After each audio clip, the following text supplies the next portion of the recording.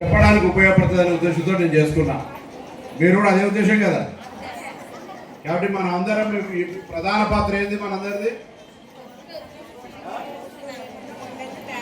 అందరి ప్రధాన పాత్ర ఏంది? ఒక్క మాటలు వెళ్ళిపోవాలి.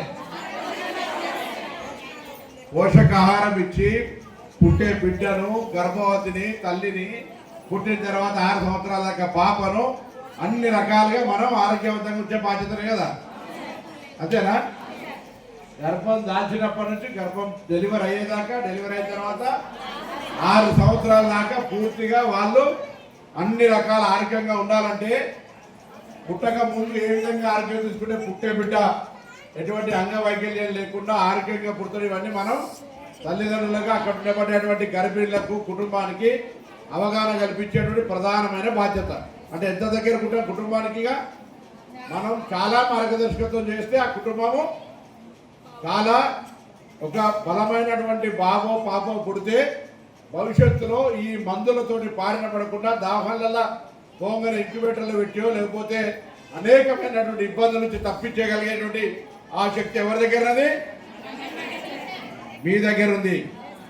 కాబట్టి దయచేసి ఈ పనిలో ఫెయిల్ అయితే మనం భవిష్యత్తు నిర్మాణానికి బలమైన పిల్లల్ని ఇవ్వడం లోపల మనం ఫెయిల్ అవుతున్నట్టే అని నేను అనుకుంటాను. దయచేసి అందుకే మీ లోపల కూడా అవేర్నెస్ ఉండాలని ఈ స్మార్ట్ ఫోన్లో ఎప్పటికప్పుడు మారుతున్నటువంటి అనేకమైన అంశాలను మీ దృష్టికి తెచ్చే ప్రయత్నం చేస్తూ ఉన్నారు. మీ ప్రోగ్రామ్స్ అన్ని నేను ఈ యొక్క ఐసిడిఎస్ ఆఫీసు 1985 నుంచి పొన్నం కాంప్లెక్స్ కరీంనగర్లో ఉండే, మా ఇంట్లోనే కిరాయికి ఉండే. కాబట్టి నాకు ఎక్కువగా నేను విద్యార్థి సంఘ నాయకుడు అప్పటికి నాకు తెలుసు. ఆండాలు రకరకాల సిపిడిఓలు ఎవరో ఉండేవి కదా చాలా మంది. సరస్వతి కూడా మా మిత్రుని వైఫ్. చాలా రకాలుగా నాకు ఈ యొక్క కార్యక్రమాల గురించి అవగాహన ఉంది. కానీ అప్పుడు 15 రోజులు ఫీల్డ్ మీద ఉంటే 15 రోజులు ఆఫీసులో కూర్చొని కాగితాలు రాసేకాడికే పరిమితం అవుతుండే. ఇప్పుడేమో అంత ఆన్లైన్ అయిపోయింది. కాబట్టి ఇప్పుడు దయచేసి నేను మిమ్మల్ని అందరూ ఏం కోరుతున్నా అంటే హుస్నాబాద్ నియోజకవర్గానికి సంబంధించి కొంత ప్రత్యేకత ఉన్నది. ఇక్కడి మహిళల ఆరోగ్యము, ఇక్కడి ప్రజల ఆరోగ్యము కాపాడడానికి కొన్ని చర్యలు తీసుకుంటున్నటువంటి పరిస్థితుల్లో మీ సహకారం మరింత అవసరం ఉంది. ఎందుకు చెప్తున్నా? ఈరోజు ప్రభుత్వ ఉద్దేశము నేను ఇంతకుముందు చెప్పినట్టుగా ప్రజల ఆరోగ్యాన్ని కాపాడే విషయం లోపల మీరు చేస్తున్నటువంటి పని చాలా అద్భుతం. మీ అందరికీ హృదయపూర్వకంగా ధన్యవాదాలు చేస్తాను. మీ సమస్యలు ఉన్నాయి, ప్రభుత్వం తరఫున పరిష్కారం చేయడానికి మంత్రిగా, ఒక సోదరుడిగా తప్పకుండా వాటిని భవిష్యత్తులో క్యాబినెట్లోనూ అక్కడో ఇక్కడ చెప్పి మీ సమస్యల్ని పరిష్కరించే ప్రయత్నం చేస్తాను. కానీ నేను కూడా మీ దగ్గర నుంచి చేస్తున్న పనికి మీకు తృప్తి ఉండాలి, నేను చేస్తున్న పనికి నాకు తృప్తి ఉండాలి. ఎట్లా అంటే మీరు ఇలా ఈ హుస్నాబాద్ నియోజకవర్గంలో ఉన్నటువంటి ముఖ్యంగా గర్భిణీ స్త్రీలు లేదా 0 నుంచి 6 సంవత్సరాల పిల్లల ఆరోగ్యానికి ప్రత్యేక ప్రాధాన్యత. నాకు అట్లా లేదు. నేను మొత్తం నియోజకవర్గంలో ఉన్న ప్రతి ఒక్కరి ఆరోగ్యం కూడా నేను పట్టించుకోవాలి. అందుకే వేరే నియోజకవర్గాల్లో లేని విధంగా ఈ నియోజకవర్గంలో అందరికీ స్టీల్ బ్యాంక్స్ ఇచ్చినా మీ ఊర్లలో ఇచ్చినావా?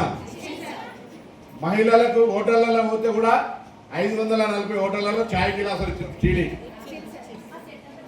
మీ సెంటర్లలో మీకు సెంటర్లలో ఏమి ఇవ్వాలి? సెంటర్లలో చెప్పు, ఏం కావాలి?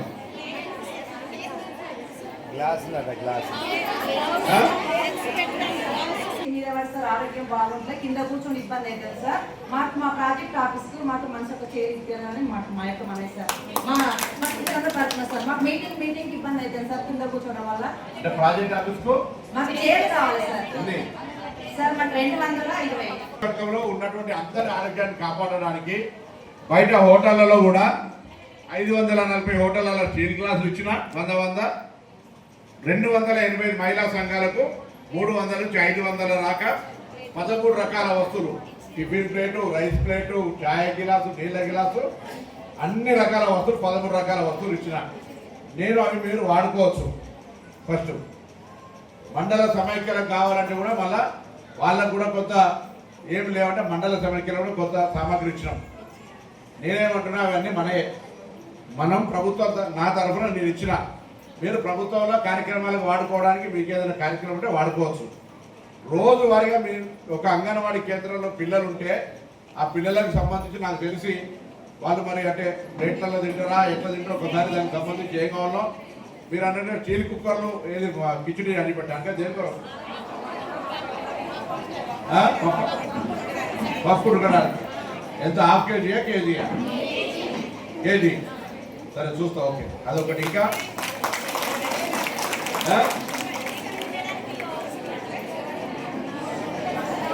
సార్ ఇప్పుడు అంగన్వాడీ సెంటర్స్కి వెళ్ళినప్పుడు సార్ ఏమవుతుంది అంటే ఈ కోతుల పడితే ఎక్కువ ఉన్నాయి సార్. అయితే మనం ఇచ్చిన ఎగ్స్కి సేఫ్టీ లేకుండా పోయింది సార్. ఎగ్స్ ర్యాక్స్ ఇవ్వండి సార్. ఎగ్స్ ర్యాక్స్ ఇస్తే ఎగ్స్ చాలా సేఫ్గా పెట్టుకుంటారు. ఏ రోజు కాదు గ్రేడింగ్ చేసుకొని పిల్లలకి ఇవ్వడానికి కూడా మంచిగా ఉంటుంది సార్. బయట ఉంటే eggs racks sir eggs racks ఉంటాయి కదా సార్, అవి ఇవ్వండి సార్ ప్రతి సెంటర్కి. ఎగ్స్ ఖరాబ్ అవుతున్నాయి సార్. ఎస్టిమేషన్ అనేది సార్ ఒక్కొక్క సెంటర్కి వచ్చేసి కూర్చోండి మాట్లాడద్దు మళ్ళీ ఏం లాభం చెప్పి మాట్లాడ చెప్పమ్మా. మాకు పిల్లలకి చేసు కావాలి సార్. చిన్న పిల్లలకి చేసి కూర్చోవడానికి చేసు కావాలి. మాకు పిల్లలు చాలా మంది కింద కూర్చుంటారు కదా సార్. చేసి ఉంటే వాళ్ళు హ్యాపీగా ఉంటారు సార్. పిల్లలకు అంతకుముందు ఇచ్చారు కానీ చేసు పగిలిపోయింది బాగా. సరిగాని వాడిని కూడా ఆరోగ్యాన్ని కాపాడి క్యాన్సర్ బారిన పడకుండా చాలా మంది మన పిల్లలు కిడ్నీలు ఫెయిల్ అయ్యి రోజు డయాలసిస్ చేసుకునే పరిస్థితికి వస్తారు. కాబట్టి బాధతోటి నేను చూసి క్యాన్సర్ పేషెంట్ని కూడా చూసి చాలా సందర్భాల్లో మరి అటువంటి బాధ రావద్దనే ఉద్దేశంతో మన దగ్గర క్యాన్సర్ రావద్దు అని ప్లాస్టిక్ నిషేధించినాం. పిల్లలకు సంబంధించి గవర్నమెంట్లో నేను కూడా మీ మంత్రి సీతక్క గారితో మాట్లాడి పిల్లలకు సంబంధించినటువంటి ఆ యొక్క కప్స్ గ్యాస్ స్టవ్లో ఇతరత్ర అన్ని చేస్తాం. మన కాన్సెప్ట్ ప్రత్యేకంగా ఉండడానికి సంబంధించి ఆ ఎగ్ ప్రొటెక్షన్ స్టాండ్స్ కానీ ర్యాక్స్ కానీ అదేవిధంగా మరి ఎలక్ట్రికల్ కుక్కర్ సంబంధించిన నేను మాట్లాడి మళ్ళీ మీతో ఎట్లా అనేది నాకు 354 సంఘాలని పేదల మేఘాలు ఎట్లా చేద్దాం ఆలోచన చేద్దాం. రేపు స్థానికంగా సర్పంచులు కౌన్సిలర్లు అందరూ ఉన్నారు. వాళ్ళని అడిగినా ఇతర సమస్యగా ఏ ఊరో రావు. 354 కలిపి కొనడం ఒకటి, ఏ ఊరో రావు. మీకు మొత్తానికి పని కావాలి. బాధ్యతగా మేము పెనాల్టీ కట్టే అవకాశం రానియేమో. మా ఊర్లో స్టీల్ వాడిపిస్తామని గట్టిగా చెప్పండి. అరే మీరు తప్పు చేసి పెనాల్టీ కడతామని మీరే అయ్యో వాళ్ళు పెనాల్టీ కట్టమంటున్నారంటే కట్టద్దని ఉద్దేశం కొద్ది. మీ తోటి ఆడబిడ్డల ఆరోగ్యం బాగుండాలనే ఆలోచనతోటి ప్లాస్టిక్ వాడద్దు స్టీల్ వాడాలని దాని కొరకు చెప్తాను. దీని ముఖ్య ఉద్దేశం అసలు అంగన్వాడీ టీచర్ల ముఖ్య ఉద్దేశం ఏంది? తల్లి బిడ్డలందరూ ఆరోగ్యమే కదా. ఆ ఆరోగ్యంలో బాగానే చెప్తారు. వేరే ఇంకేం కార్యక్రమాలు కావు. అట్లా ఆడబిడ్డల ఆరోగ్యం ఎక్కువ, తల్లి బిడ్డల ఆరోగ్యం ఎక్కువ, గర్భిణీ స్త్రీల ఆరోగ్యం ఎక్కువ, పుట్టినాక 6 సంవత్సరాల దాకా ఆరోగ్యం ముఖ్యం. కాబట్టి ఇవన్నీ బాగుండాలంటే మొత్తం వ్యవస్థ బాగుండాలి. కాబట్టి అందరూ కూడా అందుకు సహకరించమని కోరుతూ మీ సమస్యల పట్ల నేను మళ్ళీ చెప్తా ఉన్నా. మండల వారికి కూడా మిమ్మల్ని కలుస్తా. మీరు ఏమేమి ఉన్నారో కార్యక్రమాల పట్ల మండల సూపర్వైజర్లను కూడా పిలుచుకొని ఒకసారి మీ దాంట్లో 4-5 ప్రతినిధులు కూడా కలిసి మళ్ళీ ఏ విధమైన సమస్యలున్నా, ఎందుకంటే సంతోషంగా ఆ గ్రామాల్లో ఉన్నటువంటి మహిళలుగా అక్కడ ఉన్నటువంటి వాళ్ళందరినీ నేను చాలా ఊర్లో పోతుంటే తల్లితోటి అత్తతోటి సమానం కంటే ఎక్కువ అంగన్వాడీ టీచర్లు పనిచేస్తారు. అప్పుడు వాళ్ళతోటి మీరు ప్రశంసించబడుతుంటే నాకు సంతోషం అనిపిస్తుంది. కానీ కొన్ని రకాల గయ్యాల అత్త లెక్క సవితి తల్లి లెక్క కూడా కొంతమంది ఉంటారు. అట్లా ఉండే ప్రయత్నం జరగద్దు. అత్తలాగా ఇదే సొంత ప్రేమతో చూసే అత్త మంచి లాలించే తల్లిలాగా చూసుకోగలిగితే గర్భిణీ స్త్రీ అంతా మిమ్మల్ని ఆశీర్వదిస్తారు.